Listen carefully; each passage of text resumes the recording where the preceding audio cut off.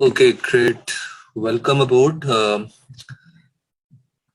I welcome you all to this first session.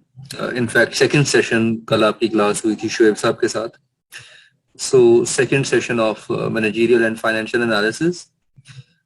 Yesterday you had a basic session with Shoaib Saab. He told me that he discussed with you some basic areas of the subject, especially the grid. तो और उसके अलावा इस subject में आपसे क्या क्या expect किया जाएगा, इस सब्जेक्ट को आपने किस लेवल पे डेवलप करना है, इस सब्जेक्ट में आपकी कॉम्पिटेंस का मयार क्या होना चाहिए, ये तमाम चीजें आज हम इसको दोबारा रीआइट्रेट करेंगे. Plus we are going to open up with some of the important areas of discussion. So, subject है managerial and financial analysis. As you all know that ICAP has recently revised the scheme of chartered accountancy. ICAP ने भी recently CA की scheme को revise किया है, जिसमें सबसे ज्यादा सिग्निफिकेंट चेंजेस जो है वो AFC लेवल पे आए हैं. इनफैक्ट AFC फाउंडेशन लेवल को ऑल टुगेदर रिप्लेस कर दिया PRC से. और हमारा जो पेपर था BMBS का, used to be in CAF, which was the fourth paper of CAF, इसका एक पोर्शन चला गया PRC में, जिसके इसका बेसिक पोर्शन था वो चला गया PRC में, PRC 05 इंट्रोडक्शन टू बिजनेस. तो बिजनेस मैनेजमेंट का जो पोर्शन था ये PRC में आ गया. बिहेवियरल स्टडीज के पोर्शन को रिप्लेस कर दिया स्ट्रेटेजी से,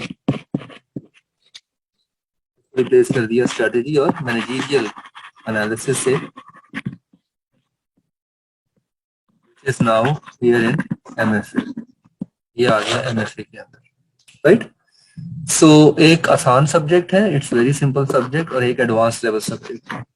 the subject is a proficiency level 2 subject, P2 level का सब्जेक्ट है, जिसमें लेवल ऑफ डिस्कशन जो है वो थोड़ी एडवांस्ड है, लेवल ऑफ अंडरस्टैंडिंग भी इसके हिसाब से आपकी.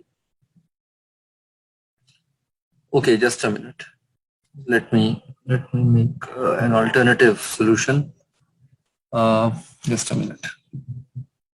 जी जी, मैं इसका हल निकालता हूँ. I have a solution for that. Wait a minute.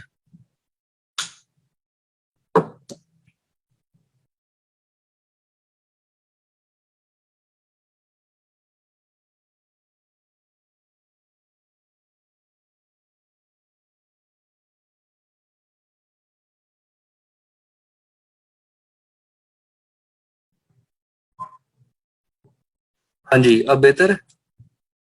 Is it better ना? आवाज आ रही है आप लोगों को मेरी क्लियर? वालेकुम अस्सलाम. Okay, so basically managerial and financial analysis का जो सब्जेक्ट है, ये दो बिजनेस के कोर एरियाज के ऊपर बेस करता है. एक होता है आपका मैनेजरियल एनालिसिस, जिसमें हमारी सारी की सारी जो डिस्कशन होती है, that is primarily based on how businesses operate कैसे करते हैं दुनिया में.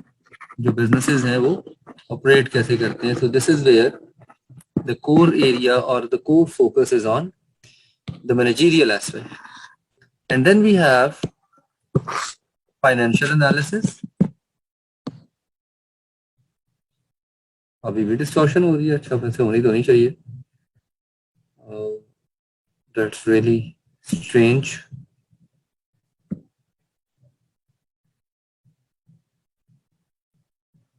अभी डिस्टॉर्शन उतनी ही हो रही है कि कम हो रही है? Is it happening in the same manner या कम हो रही है? मतलब ज्यादा जैसे पहले आ रही थी, क्योंकि पहले मैं लैपटॉप का माइक यूज कर रहा था. Earlier I was using the mic of my laptop. ठीक है, उतनी ही आ रही है. अच्छा, एक सेकंड.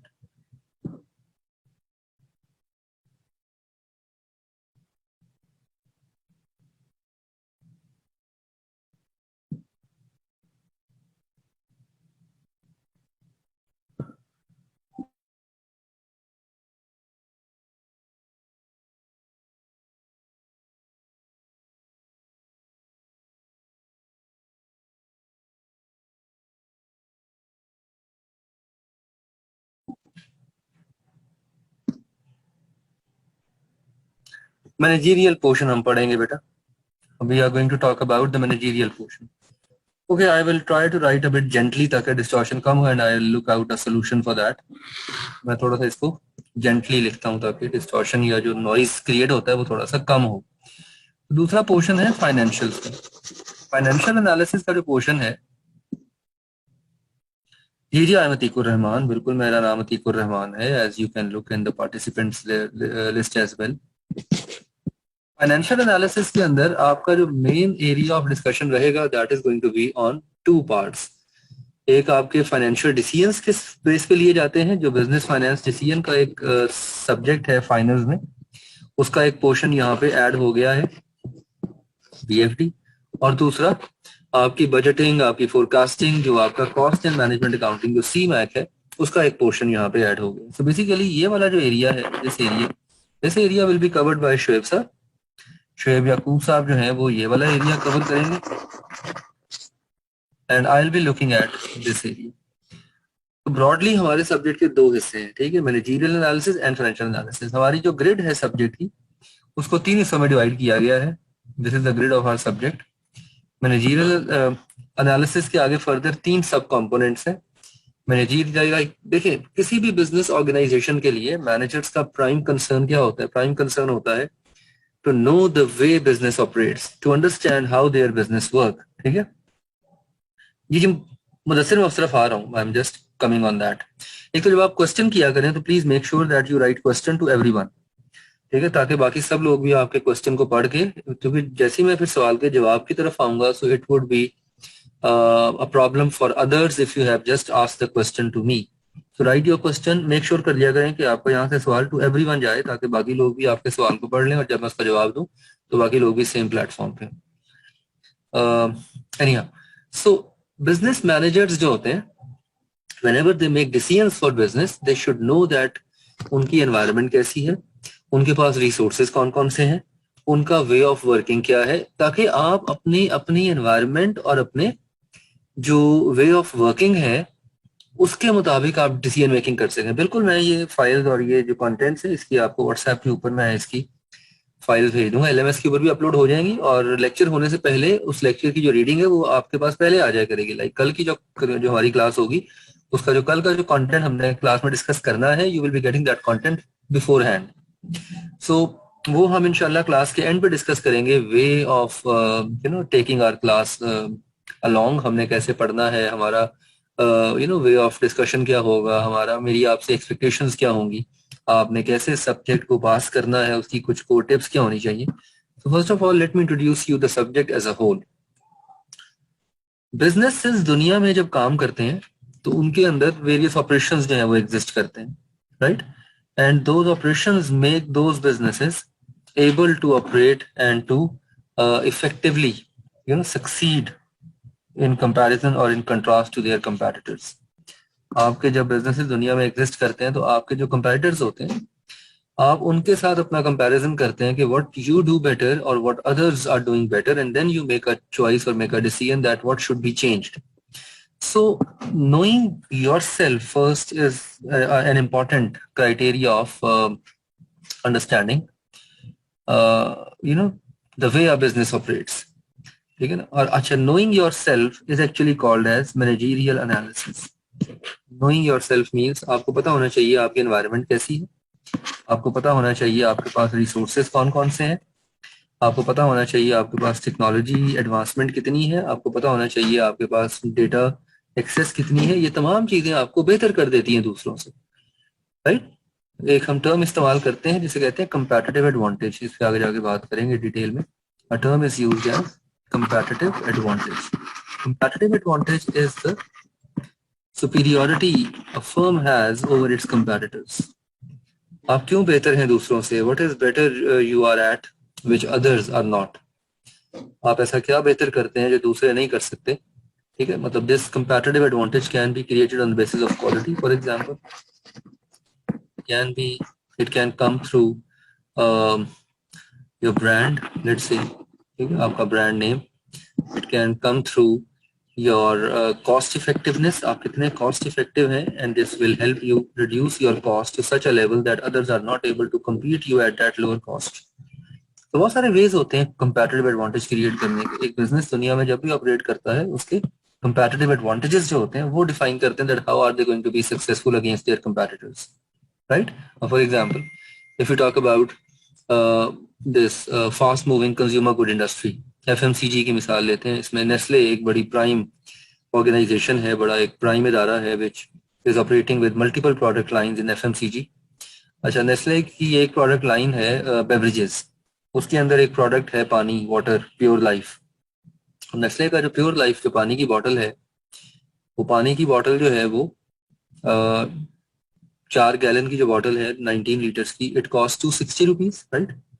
और उसी के कंपैरिजन में let's take an example of गोरमे।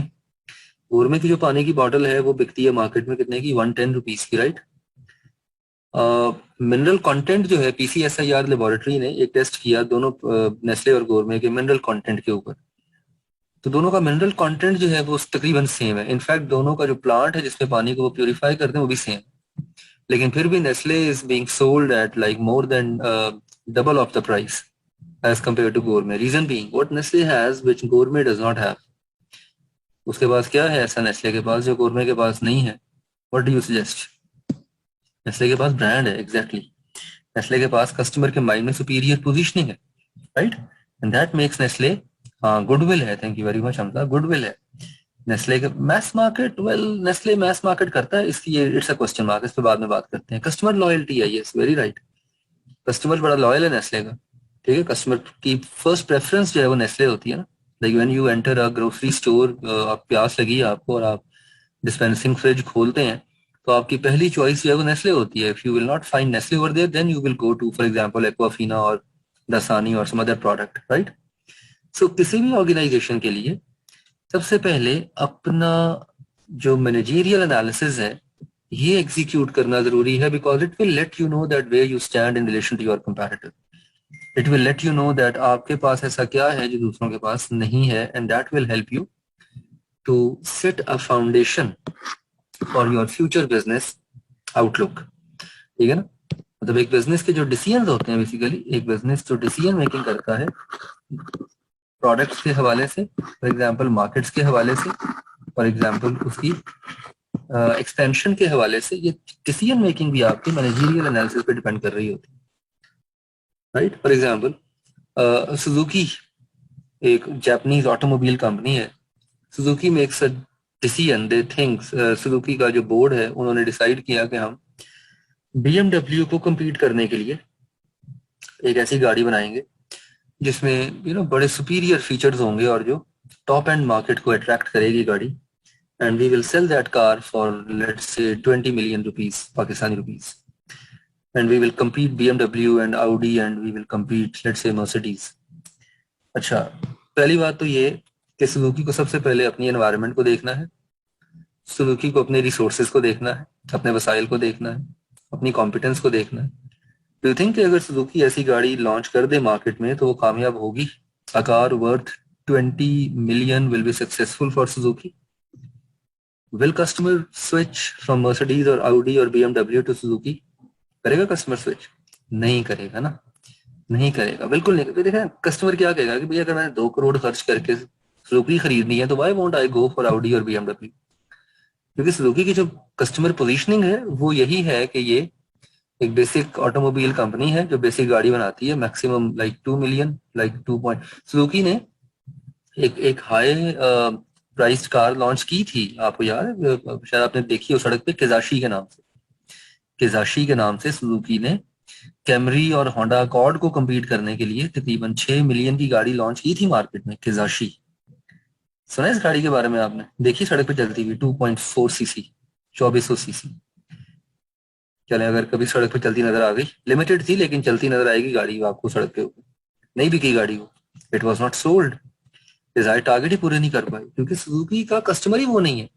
तो बेसिकली आपकी जो स्ट्रेटेजी, जो आपका बिजनेस जो आपका वे ऑफ डूइंग बिजनेस है, ये डिपेंड करता है आपकी एनवायरनमेंट के ऊपर। सो मैनेजरियल एनालिसिस में बेसिकली 3 चीजें होती हैं, इसके अंदर 3 चीजें होती हैं। First of all, managerial analysis called for external analysis. आपकी एनवायरनमेंट कैसी है, आपकी एनवायरनमेंट के अंदर कौन कौन से फैक्टर्स हैं, आपकी एनवायरनमेंट के अंदर ऐसे कौन कौन से कंपोनेंट्स हैं जो आपको बेहतर करते हैं दूसरों से। External analysis, this is your environment. यहाँ पे हम जाके पढ़ेंगे एनवायरनमेंट को। इधर हम दो मॉडल पढ़ेंगे मेनली, एक पेस्टल है प्राइमरीली और एक डायमंड। यहाँ पे हम दो मॉडल पे बात करेंगे, sorry not diamond, 5 forces model, pastel and 5 forces. So environment को समझना जरूरी है so that you can understand how the environment operates. Michael Porter 5 forces model and pestle analysis. Then you look at your internal factors. आपके internal analysis में अपने resources देखते हैं, आप अपने कॉम्पिटेंस देखते हैं, आप अपने वसाइल देखते हैं, उसके मुताबिक अपनी स्ट्रैटेजी बनाते हैं, आप अपने मैनेजरियल आउटलुक को डिफाइन करते हैं। And then we talk about decision making. तीन चीजें हैं बेसिकली मैनेजरियल एनालिसिस में जिनकी हम लोग बात करेंगे। We will talk about external analysis. This is pestle, this is pestle, this is pestle. ये तीनों चीजें पेस्टल में आएंगी। ये पूरा पेस्टल का मॉडल कवर होगा। This is 5 forces model. Competitive environment का क्या इम्पैक्ट होता है, इसमें हम 5 फोर्सेस पढ़ेंगे, इंडस्ट्री लाइफ साइकिल पढ़ेंगे, इसमें हम बहुत कुछ पढ़ेंगे। Then we have internal analysis. Internal environment में आप देखते हैं आपके पास रिसोर्सेज क्या है, आपके पास टेक्नोलॉजी क्या है, आपके सिस्टम्स क्या है, आप डेटा को कैसे यूज करते हैं, right? How do you use information and communication technologies, and based on this you look at decision making. आपके डिसीजन मेकिंग के बुनियादें क्या है? देखें, एक मैनेजर को एक नॉन मैनेजर से जो चीज डिफरेंशिएट करती है, रिमेंबर दैट, वो उसकी डिसीजन मेकिंग स्किल होती है। डिसीजन मेकिंग जो होती है that differentiates a manager from a non manager. Difference between a manager and a non manager. एक मैनेजर और एक नॉन मैनेजर के दरमियान जो चीज डिफरेंशिएट करती है वो उसकी डिसीजन मेकिंग स्किल होती है। आप कितने अच्छे डिसीजन मेकर हैं, ये डिसीजन मेकिंग एबिलिटी आपकी आप कैरी करते हैं, आप इसे एब्सॉर्ब करते हैं, आप इसे लेके आते हैं from the external analysis and from your internal analysis. So decision is the key to success, remember that. और आजकल दौर है डेटाबेस की, डेटा ड्रिवन डिसीजन मेकिंग, इस पे आगे जाके बात करेंगे। आजकल दौर है ethical and data driven decision making. Ethical decisions वो होते हैं जो कि कुछ क्राइटेरिया, कुछ प्रिंसिपल्स को मीट करें। एथिक्स वैसी बड़े इंपॉर्टेंट कंपोनेंट्स हैं, एथिक्स वैसी बड़ी इंपॉर्टेंट डिस्कशन होती है। So this first part will actually make you realize that how good manager you are and you will be able to know the current position of the business. आपको अपनी business की current position के बारे में पता लग जाएगा ताकि आप अपना फ्यूचर आउटलुक उसके अकॉर्डिंगली सेट कर सकें, ठीक है ना? A future strategy is dependent on your current position. किसी भी बिजनेस ऑर्गेनाइजेशन के लिए अपनी करंट पोजीशन को समझना इंपॉर्टेंट है, so that they can have a future outlook, ठीक है ना? अगर आपने प्रोडक्ट नया लॉन्च करना है, आपने नई जोग्राफिकल मार्केट्स में जाना है, आपने अपनी एग्जिस्टिंग प्रोडक्ट को डिसकंटिन्यू करना है, ये बहुत सारे ऐसे डिसीजंस हैं जो हमारे मैनेजरियल एनालिसिस पे डिपेंड कर रहे होते हैं, हमारी एनवायरनमेंट पे डिपेंड कर रहे होते हैं। कस्टमर की नीड्स कितनी फ्रीक्वेंटली चेंज हो रही हैं, कस्टमर की डिजायर्स कितनी रैपिडली चेंज हो रही हैं, ये तमाम चीजें आपको इन्फॉर्म करती हैं that how are you going to transform yourself in order to meet the needs in a better manner. क्योंकि देखें, let's take an example, technology की मिसाल ले लेते हैं। टेक्नोलॉजिकल एडवांसमेंट जब आती है तो कंपनीज को अपने प्रोडक्ट्स में अकॉर्डिंगली चेंजेस लेके आने पड़ते हैं। दुनिया में ऐसी बड़ी बड़ी कंपनीज गुजरी हैं जो अपने अपनी इंडस्ट्रीज में लीडर्स हुआ करते थे, but unfortunately they were not able to cope with any technological change and that led them to a disaster. अब उनका नाम दुनिया से मिट गया। Exactly, very good example. Thank you very much, Osama. Thank you very much. Very good example. Nokia. Nokia की मिसाल ले लें. Like Nokia used to be the pioneer in mobile phone technology. Nokia was the first company that introduced a multimedia option in mobile phone, like back in 2003, 2004. Kodak की मिसाल ले लें. Very good example. सादी. Kodak ये photographic equipment के अंदर दुनिया की सबसे टॉप कंपनी थी। आज Kodak कहीं भी नहीं है। आज कौन कौन सी कंपनीज हैं फोटोग्राफिक इक्विपमेंट के अंदर? नाइकॉन है, सोनी है, कैनन है। आईबीएम का कभी नाम होता था मार्केट में, अभी भी आईबीएम की मशीन्स आती हैं, लेकिन अभी उस लेवल पे वो शायद नहीं अपने आप को डेवलप कर पा रहे। पैनासोनिक ने भी एक कदम रखा था मोबाइल फोन टेक्नोलॉजी में, लेकिन नहीं कामयाब हो सके, राइट? सो आपकी जो टेक्नोलॉजी होती है that is one of the factor that drives you towards the changes. Like एक फैक्टर, इसी तरह आपके कस्टमर्स हैं, इसी तरह आपकी फिजिकल फैक्टर्स हैं, इकोलॉजिकल फैक्टर्स हैं। ये तमाम चीजें आपके फ्यूचर आउटलुक को डिफाइन करती हैं। इसमें एक छोटा सा एक केसलेट है, if I may share it with you. ये तमाम चीजें क्या करती हैं, ये आपके फ्यूचर आउटलुक को सेट करती हैं। बिजनेस का जो फ्यूचर आउटलुक होता है ना, the future outlook of a business organization, that is based on how you are going to operate and how are you going to set the future course of action. ये मैं hand out share करूंगा आपके साथ। let's take a few minutes and read this short case। ये एक छोटा सा case है, ये जरा पढ़ें इसका।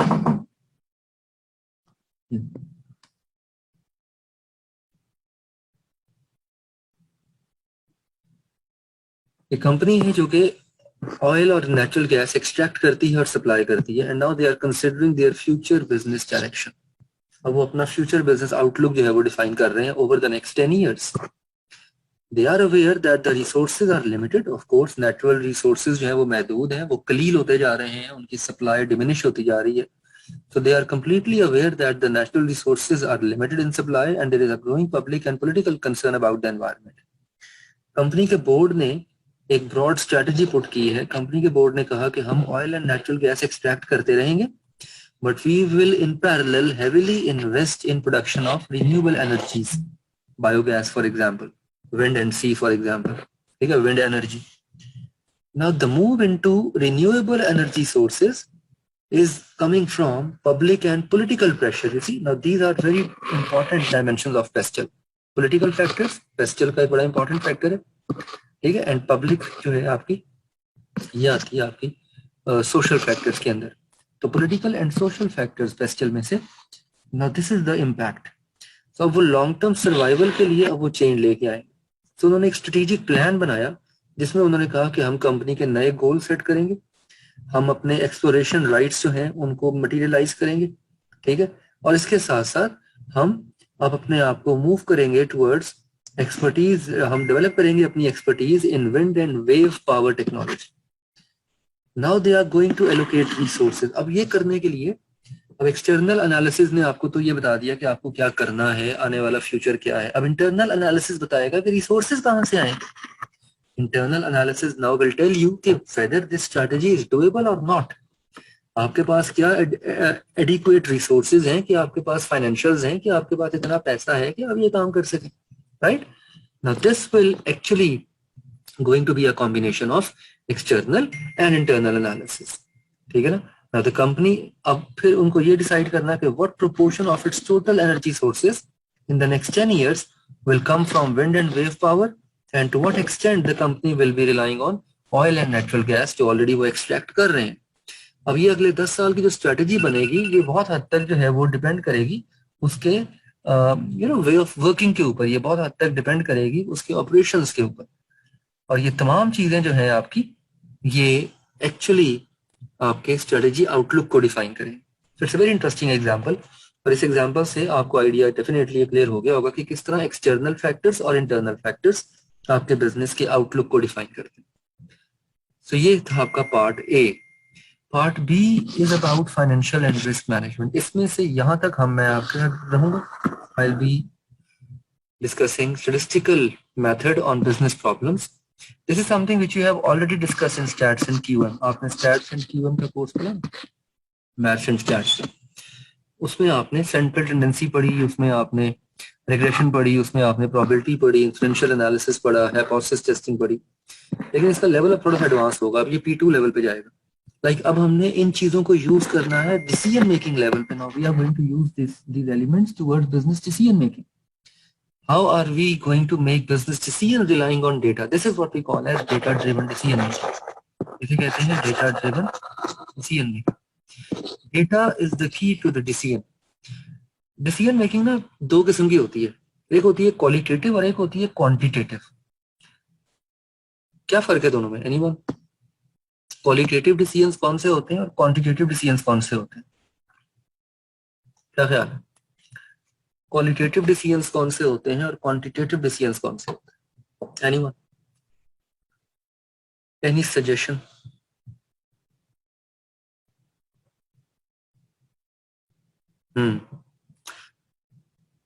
अच्छा, लेट्स से एक कंपनी ने ये डिसाइड करना है कि अगले क्वार्टर में हमारा प्रोडक्शन लेवल क्या होना चाहिए। अच्छा, अब दो तरीके हैं इस डिसीजन को लेने के। एक तरीका तो ये है कि वो अपने पिछले क्वार्टर के सेल्स के डेटा को एनालाइज करें, उसको टाइम सीरीज एनालिसिस से गुजारें या उस पर रिग्रेशन एनालिसिस करें और एक फोरकास्टिंग मॉडल बनाएं, y is equal to a plus bx का रिलेशनशिप बनाएं, राइट। और इस रिलेशन को बना के वो अगले क्वार्टर की सेल्स का फोरकास्ट बना के फिर प्रोडक्शन वालों को बताएं कि अब आपने इतना प्रोड्यूस करना है। इज इट क्वालिटेटिव और quantitative decision making? This is quantitative decision making. This decision is driven by data. This decision is driven by statistical analysis. This decision making has stats involved in it. This is called as quantitative decision. Production जो sales manager है वो अपनी sales team से कहे कि last quarter में हमारी total sales हुई थी लेट्स से 10,000 यूनिट्स, तो मेरा ख्याल है कि हमें अब तकरीबन 15,000 यूनिट्स जो है वो टारगेट करने चाहिए, और वो इस फिगर को ध्यान में रखते हुए वो प्रोडक्शन वालों से कहते हैं कि जनाब 15,000 यूनिट्स प्रोड्यूस कर दो। हाँ जी, will it be a qualitative और a quantitative decision making? Experience की बेस पे, गट फीलिंग की बेस पे। This is qualitative experiential decision making, a decision that has no data involved, that is purely based on decision making, that is purely based on experience and gut feeling. और मुझे लग रहा है कि ये ऐसा होना चाहिए तो मैंने वो डिसीजन ले लिया, ये गट फीलिंग डिसीजन है। This is qualitative decision making, right. इसे कहते हैं क्वालिटेटिव डिसीजन मेकिंग। तो दो इंपॉर्टेंट डायमेंशन है डिसीजन मेकिंग की, क्वालिटेटिव है। तो ये वाला जो पोर्शन है हमारा, ये वाला पोर्शन प्राइमरीली आपके साथ डिस्कस करेगा decision making in business using statistical analysis, और ये वाला पोर्शन आप पहले पढ़ के आ चुके हैं। इसमें इंशाल्लाह आपको दुश्वारी पेश नहीं आएगी। This is something which you have already gone through. Financial and risk analysis में बेसिकली दो चीजें आ रही हैं, इसमें बिजनेस फाइनेंस डिसीजन आ रहे हैं और इसमें कॉस्ट एंड मैनेजमेंट अकाउंटिंग आ रही है। इसमें मैं कल शुएब साहब ने आपसे बात की थी गालिबन, ऐसे ही कल शुएब साहब ने आपसे इस पोर्शन पे ज्यादा डिस्कशन की होगी, है ना। जस्ट कंप्लीटिंग द पिक्चर, सिर्फ पिक्चर कंप्लीट कर दूं तो मैं इसकी डेप्थ में नहीं जाऊंगा, of course this is not my area of expertise, but just to complete the picture. इसमें आप बात करेंगे रेशियोज के ऊपर, इसमें आप बात करेंगे वेरिएंसेस के ऊपर, इसमें आप बात करेंगे फाइनेंशियल रिस्क असेसमेंट और रिस्क मैनेजमेंट के ऊपर, इसमें आप बात करेंगे बजटिंग कैश फ्लोज के ऊपर, फ्यूचर बिजनेस आउटलुक कैसे बनाया जाता है, कैपिटल बजटिंग कैसे की जाती है, कैश फ्लोज कैसे हैंडल करते हैं। फॉर एग्जाम्पल एक कंपनी के पास 3 डिफरेंट प्रोजेक्ट्स आए हैं, उन तीनों प्रोजेक्ट्स का एक एक इनिशियल आउटले है, इनिशियल इन्वेस्टमेंट है, और उनके अगले 5 साल के कैश फ्लोज गिवन है। Now which project to invest in, इससे कैसे पता लगेगा? एनपीवी निकालेंगे, नेट प्रेजेंट वैल्यू, आईआरआर निकालेंगे, प्रेजेंट वैल्यू निकालेंगे, ये निकालेंगे, पे बैक पीरियड निकालेंगे, राइट। और ये तमाम चीजें आपको फिर इन्फॉर्म करेंगी कि कौन सा प्रोजेक्ट आपका बेहतर है, कौन सा नहीं बेहतर। ये सीमैक का पोर्शन है, दैट इज कमिंग फ्रॉम सीमैक। तो सीमैक में से बजटिंग को बिल्कुल माइनस कर दिया उन्होंने। आप में से कितने लोग सीमैक पढ़ चुके हैं? How many of you have taken CMAC earlier? आप में से कितने लोग सीमैक आगे पहले पढ़ चुके हैं? एनीवन? माशाल्लाह, very good very good very good. अगर आप सीमैक को पैरेलल भी पढ़ रहे हैं ना तो भी एक्सेप्टेबल है। हाँ, लेकिन अगर आप सीमैक को अभी नहीं पढ़ रहे और अब आप ये वाला पेपर पढ़ रहे हैं, so that would lead to a bit of challenge। उसमें थोड़ा सा चैलेंज बढ़ जाएगा। ऐसा नहीं है कि आप पढ़ ही नहीं पाएंगे, पढ़ेंगे जरूर आप, लेकिन आपका थोड़ा सा लेवल ऑफ डिफिकल्टी बढ़ जाएगा। तो रिकमेंडेड ये है कि या आप सीमैक इन पैरेलल पढ़ रहे हो या आपने सीमैक एटलीस्ट पढ़ के उसका पेपर दिया हो, अल्लाह ताला खैर करे, आप उसे पास भी करें।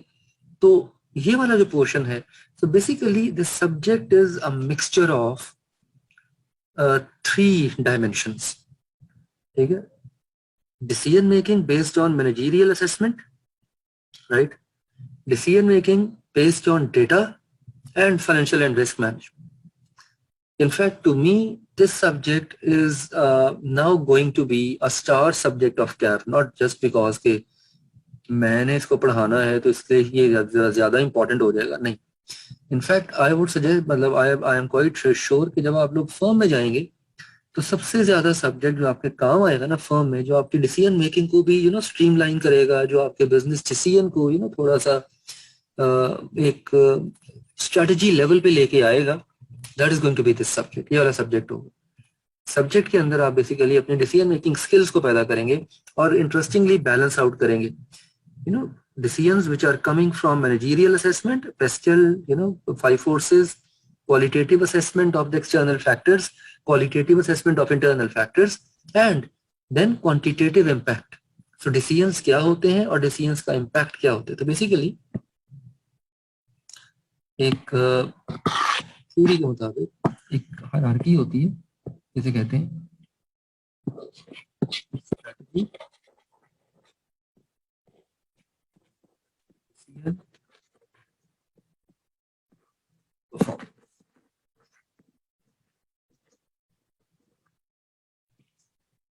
Strategy and decision, these will be covered in managerial analysis,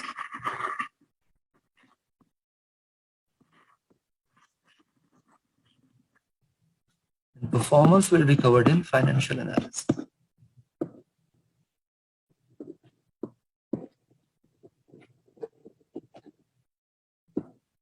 ठीक है,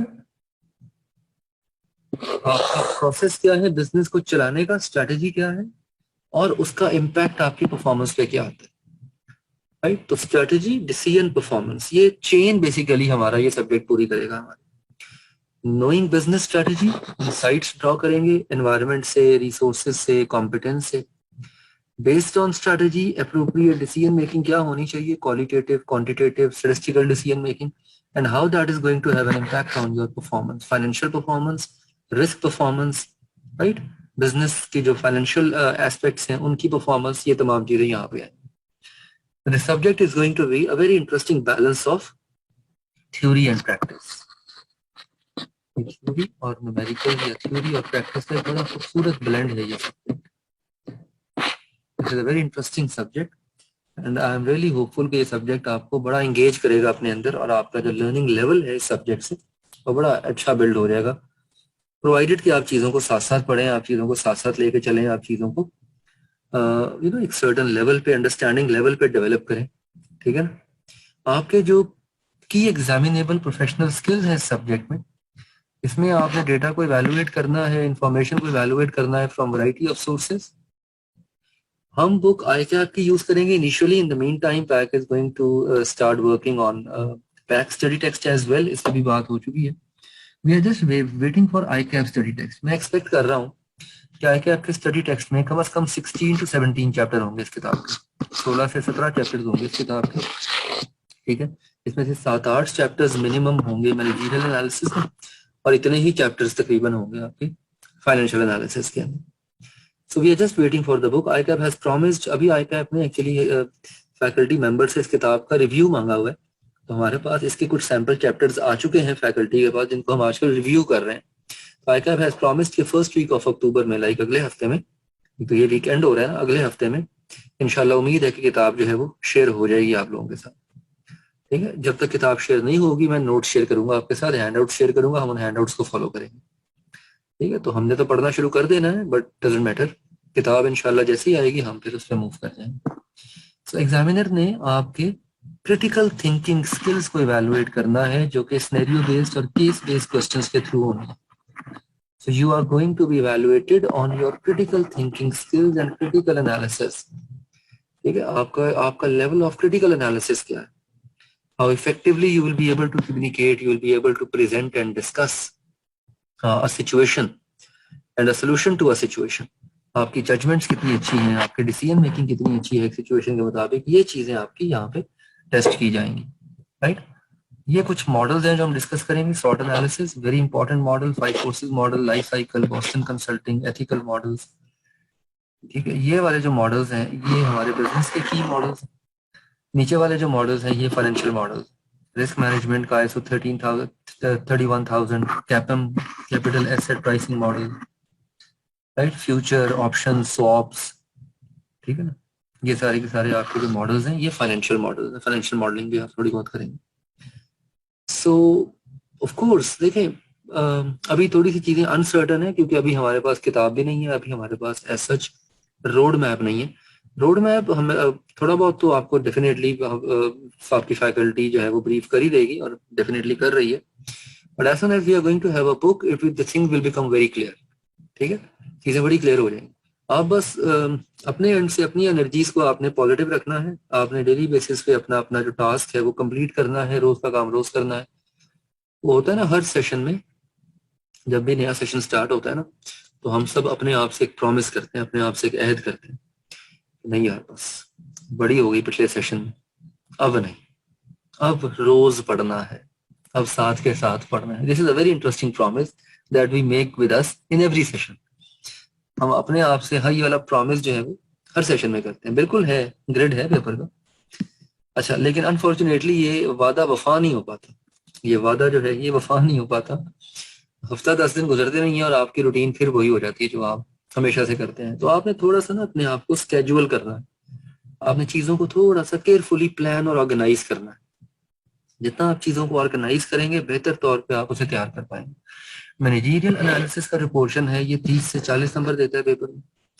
फाइनेंशियल एनालिसिस एंड रिस्क का जो पोर्शन है ये 35 टू 50 मार्क्स देगा पोर्शन में। Budgeting and projection 25 to 25 marks देगा। तकरीबन 50% पोर्शन जो है वो मेरे पास है और तकरीबन 50% पोर्शन ही शुएब साहब के पास है। तो बैलेंस्ड है। Like for example part A complete और पार्ट बी का ए पोर्शन, ठीक है ना, पार्ट बी का ए पोर्शन ये वाला, और इसी तरह पार्ट बी का बी पोर्शन और पार्ट सी पूरा। तो ऑलमोस्ट आधा आधा है, राइट, इट्स ऑलमोस्ट हाफ। हाँ जी बिल्कुल। इनफैक्ट मैनेजरियल एनालिसिस का भी काफी सारा कंटेंट जो है वो सीए फाइनल से आया है, सी फैब से आ गया।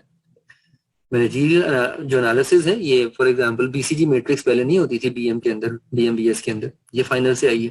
लाइफ साइकिल मॉडल नहीं होता था, ये फाइनल से आया है। तो मैनेजरियल एनालिसिस का भी कुछ पोर्शन जो है वो फाइनल से ड्रॉ किया गया, बिल्कुल किया गया। सी फैब के एरियाज इनकलकेट हुए हैं, डेफिनेटली हुए, राइट। ओके, सो मैनेजरियल एनालिसिस की जो डिस्कशन है ना वो स्टार्ट होती है एक लफ्ज से, और वो लफ्ज है स्ट्रेटजी। आज की जो हमारी डिबेट है वो इस लफ्ज के गिर्द घूमेगी, and this word is what we call as strategy. Strategy क्या होती है, स्ट्रेटजी कैसे बनाई जाती है, स्ट्रेटजी के पैरामीटर्स क्या होते हैं, स्ट्रेटजी कैसे काम करती है। तो strategy is going to be the founding stone of managerial analysis. दुनिया में हर बिजनेस एक स्ट्रेटजी पे काम कर रहा होता है, और वो स्ट्रेटजी जो होती है वो उसकी प्रोडक्ट होती है, उसकी एनवायरनमेंट का और उसके रिसोर्सेज का। स्ट्रेटजी क्या होती है इसको पहले हम डिफाइन करते हैं। स्ट्रेटजी कहते हैं course of action. What is strategy, क्या है? It's a course of action. कुछ एक्टिविटीज हैं, कुछ कोर्स ऑफ एक्शन हैं जो हम डेवलप करते हैं एक गोल को अचीव करने के लिए, to achieve a course of action that we establish to achieve a goal. तो स्ट्रेटजी को आसान तरीन अल्फाज में डिफाइन करें तो स्ट्रेटजी एक कोर्स ऑफ एक्शन है जिसको हम एस्टैब्लिश करते हैं, डेवलप करते हैं ताकि हम किसी गोल को अचीव कर सकें। It's a buzz word. ये एक बज़ वर्ड भी है। बज़ वर्ड होता है ऐसा लफ्ज जो कि उर्फ़ी आम होता है, हर किसी की जुबान पे होता है, लेकिन उसका मतलब जो है वो हर किसी को क्लियर नहीं होता। इसे कहते हैं बज़ वर्ड।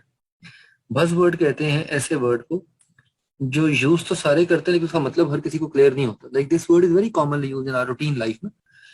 जैसे कि आप एक मैच देख रहे हैं, आप अपना क्रिकेट मैच देख रहे हैं, तो आप उस पर तबसरा कर रहे होते हैं, तो आप कहते हैं यार अच्छा अब बॉलर की क्या स्ट्रेटजी होगी। आप घर से निकलते हैं कहीं जाने के लिए तो आप सोचते हैं यार मेरी क्या स्ट्रेटजी होनी चाहिए, मैं किस रास्ते से जाऊं, राइट। तो उसकी it's a very common word, लेकिन इस लफ्ज का मतलब जो है वो बड़ा वसी है, बड़ा वाइड है। इस लफ्ज का जो मतलब है दैट इज क्वाइट वाइड। इसे कहते हैं स्ट्रेटजी। स्ट्रेटजी को डिफरेंटली डिफाइन किया गया, मैं हैंड आउट ऑफ क्लास के बाद ग्रुप में शेयर कर दूंगा। स्ट्रेटजी को डिफरेंटली डिफाइन किया गया है डिफरेंट स्कूल्स ऑफ थॉट्स में, ठीक। अचीव अ गोल, ये मैंने लिखा है achieve a goal, course of action to achieve a goal. तो स्ट्रेटजी की आसान तरीन डेफिनेशन क्या है? A course of action, course of action means कुछ एक्टिविटीज को एस्टैब्लिश करना। कोर्स ऑफ एक्शन कहते हैं establishing some activities so that you can achieve a goal. तो कोर्स ऑफ एक्शन बनाना ताकि आप एक गोल को पा सकें। शैंडलर डिफाइन करते हैं स्ट्रेटजी को। स्ट्रेटजी क्या है? It is the determination of basic long term goals, long term goals को सेट करना, and then adopting a course of action and allocating the resources to achieve those goals. Easiest definition, बुनियादी, it's the basic definition of strategy.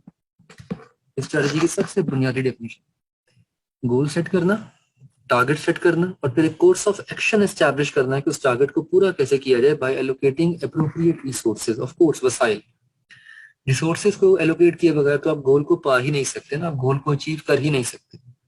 Resources must be there to make you able to achieve a goal. अच्छा, Peter Drucker define करता है strategy को। ये सिर्फ reading है, अभी आप इसकी सिर्फ रीडिंग करेंगे, ठीक है। You just need to read and understand it for the time being, right. Peter Drucker भी यही बात करता है। पीटर ड्रकर शैंडलर की दोनों बातें लेके आता है। पीटर ड्रकर कहता है कि स्ट्रेटेजी क्या है, pattern of activities, course of action कह लें, पैटर्न ऑफ एक्टिविटी कह लें, एक ही बात है, जो इदारे ऑब्जेक्टिव्स को अचीव करने के लिए सेट करते हैं। कैसे? By adapting their scope, resource and operations to the environment. Now this is important. Now this covers external and internal analysis both. This is very important. आपको अपने आप को अडेप्ट करना पड़ता है एनवायरनमेंट के मुताबिक। कोर्स ऑफ एक्शन से गोल अचीव तभी होगा जब आप एनवायरनमेंट के मुताबिक अपने आप को अपग्रेड करेंगे, अपने आप को अडेप्ट करेंगे, अपने रिसोर्सेज को, अपने स्कोप को, अपने बिजनेस को जब आप अपनी एनवायरनमेंट के मुताबिक चेंज करेंगे।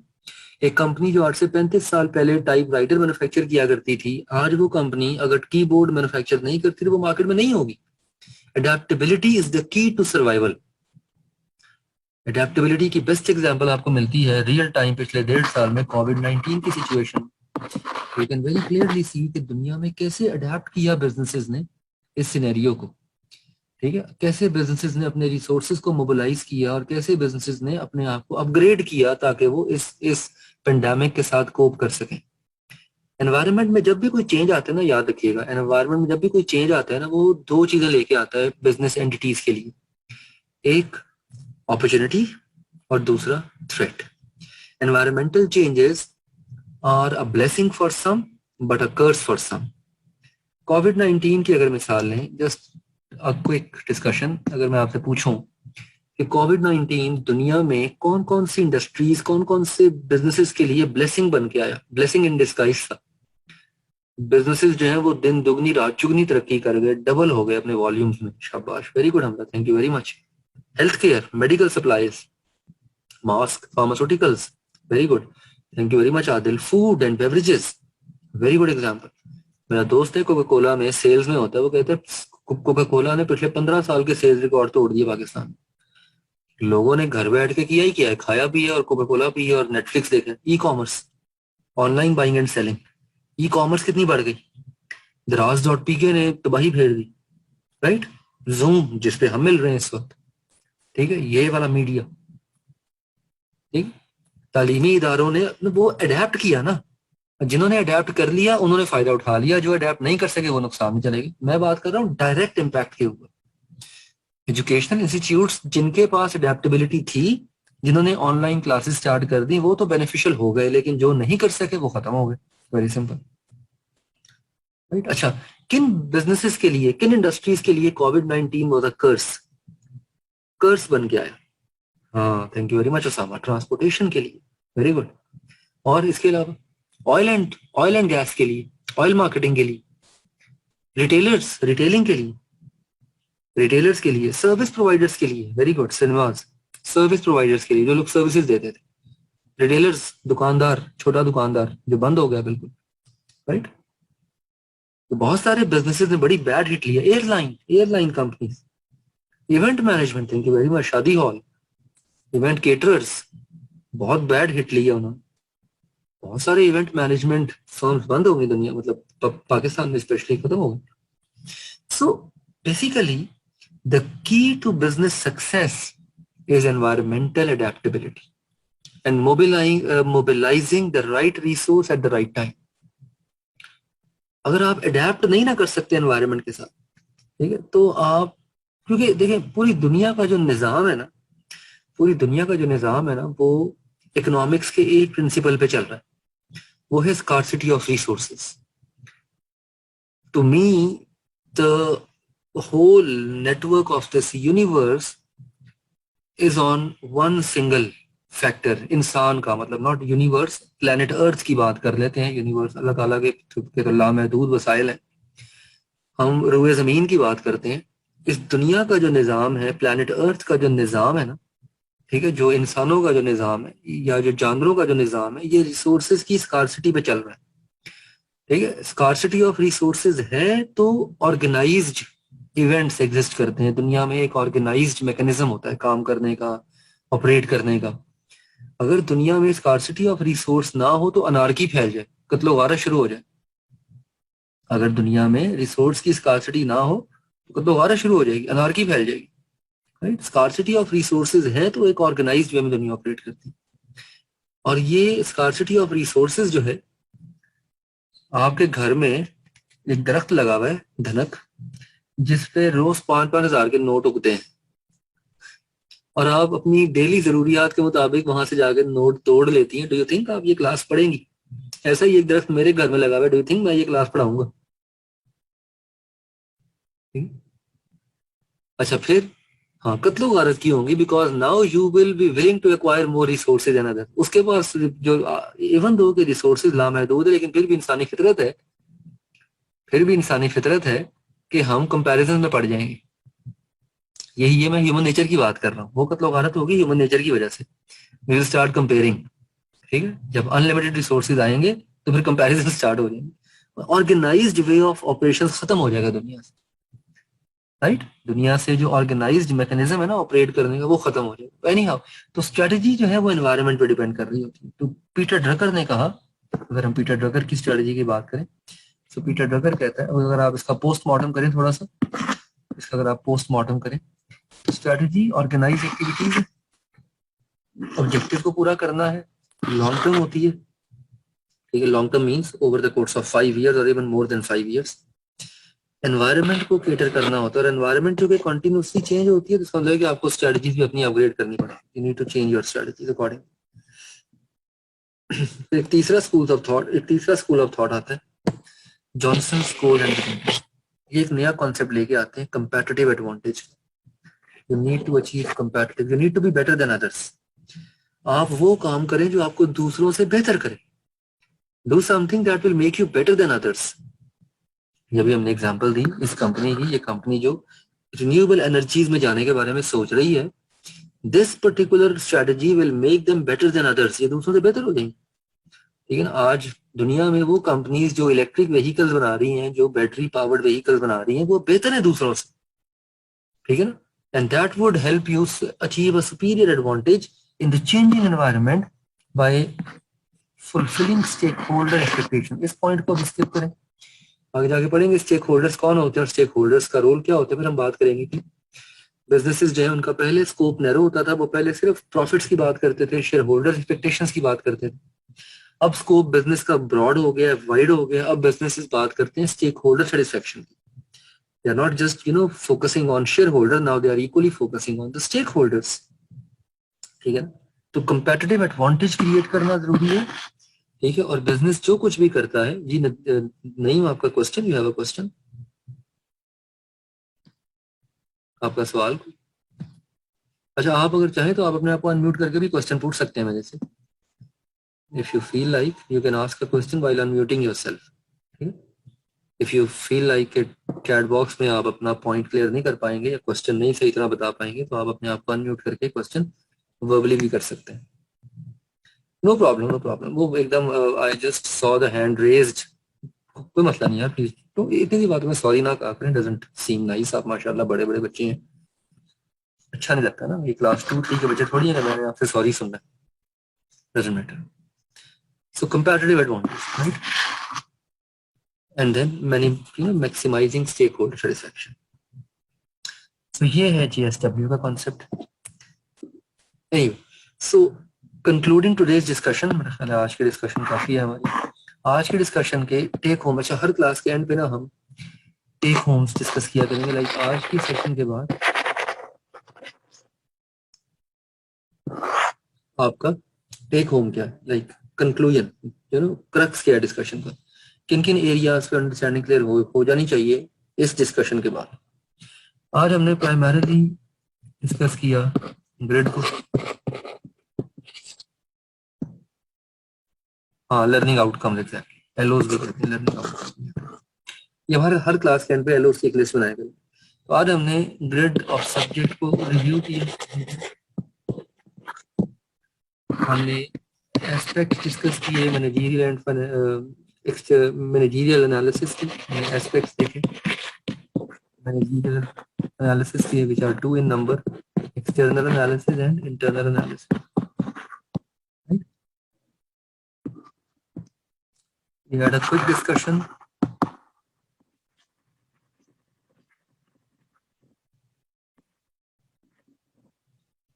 on models of external analysis, इसे हम डिटेल में आगे जाकर करेंगे। पेस्टल एंड 5 फोर्सेस, ये दो हैं, खैर और भी हैं, but they are two which we have actually referred to. हमने डिफाइन किया स्टार्टिंग।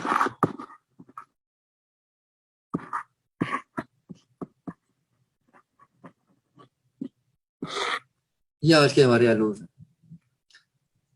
आज के लेक्चर के बाद आपको कम से कम इन चीजों पे कमांड होनी चाहिए, ठीक है। ये एक लिटमस टेस्ट भी होता है। Yes, Boston internal analysis, competitive, not internal, actually it's a competitive analysis. External analysis जो है ना, इसके आगे फर्दर दो शाखें हैं, आगे जाके अगेन इससे बात होगी। एक्सटर्नल एनालिसिस की दो शाखें हैं। ये एक हायरार्की ऐसे बनती है, let me make a hierarchy. एक है मैनेजरियल एनालिसिस,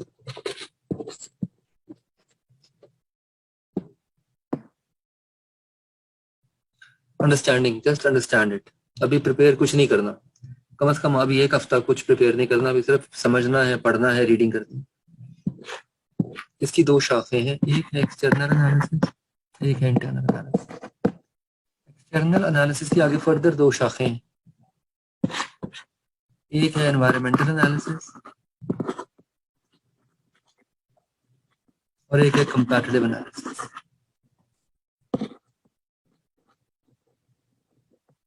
बोस्टन यहाँ पे आता है, बीसीजी मैट्रिक्स है यहाँ पे, राइट। तो ये हायरार्की।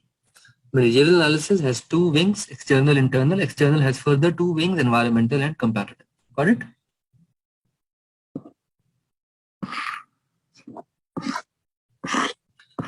So ये आज के हमारे एलोस हैं, आज के हमारे टेक होम्स हैं। इन चीजों को आपने रिव्यू करना है। मैं अभी आपके साथ ग्रुप पे हैंड आउट शेयर करता हूँ right after the class, and इंशाल्लाह we will continue tomorrow, right.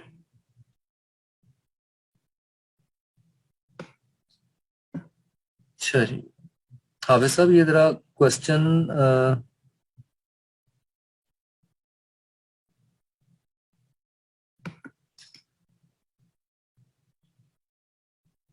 हाफिज साहब ने बड़ा वैलिड क्वेश्चन किया है कि ट्रांजिशन मिलनी चाहिए थी हम लोगों को जिन्होंने बीएमबीएस पढ़ ली हुई थी। अब से मसला ये है कि सब्जेक्ट में बीएमबीएस है नहीं, एक मॉडल है, सिर्फ बल्कि दो मॉडल है, पेस्टल और 5 फोर्सेस बस, ठीक है। तो इसीलिए अनफॉर्चुनेटली जिन लोगों ने बीएमबीएस पढ़ ली हुई थी उनको ये सब्जेक्ट जो है बीएमबीएस वालों को तो ये एग्जाम नहीं है सब्जेक्ट। जो लोग बीएमबीएस पढ़ चुके हैं उनको एमएफए एग्जाम है, मेरा ख्याल एग्जाम है ना, ऑफ कोर्स एग्जाम। उनको एमएफए नहीं देना यार। Hafiz Sahab, I was just carried away with your question, but I guess कि जो लोग बीएमबीएस पास कर चुके हैं उनको ये सब, हाँ जिन लोगों ने दिया हुआ है वो दुआ करेंगे पास हो जाए। जिन्होंने पेपर दिया हुआ है अभी सितंबर में वो दुआ करेंगे वो पास हो जाए। मेरी दुआ है कि वो सारे पास हो जाए।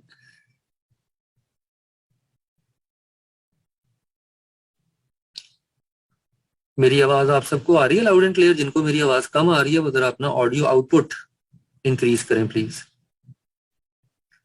जिनको मेरी आवाज कम आ रही है अपना ऑडियो आउटपुट कंप्लीट कर, इंक्रीज कर लें थोड़ा सा। Okay great, okay great. चल, so let's call it a day. आज के लिए काफी है, इंशाल्लाह कल यहीं से कंटिन्यू करेंगे। It's very nice meeting you all and I am really hopeful that we are going to have a great session ahead. आपका कोई कमेंट, आपका कोई सवाल, आपका कोई issue, anything, let's take 2 minutes to discuss any issue of yours. Test system हमारे weekly, हाँ बिल्कुल हमजा, हमारे वीकली टेस्ट होते हैं।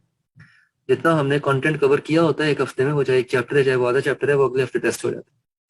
So again I am just waiting for systematic contents.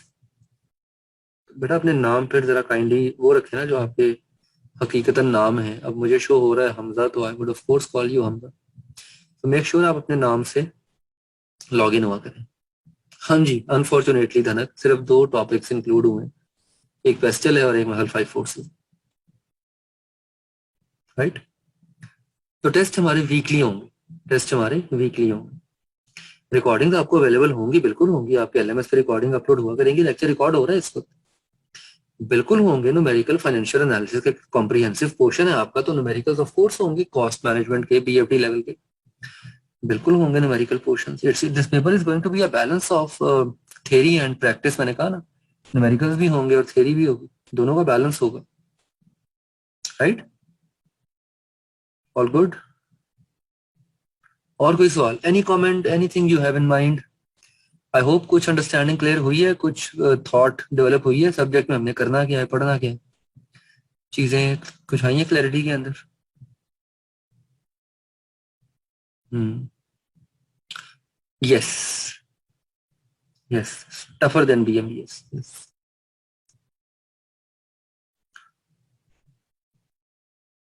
ठीक है, चले, ऑल द वेरी बेस्ट, खुश रहिए, कल मिलते हैं इंशाल्लाह। Have a nice evening, Allah Hafiz.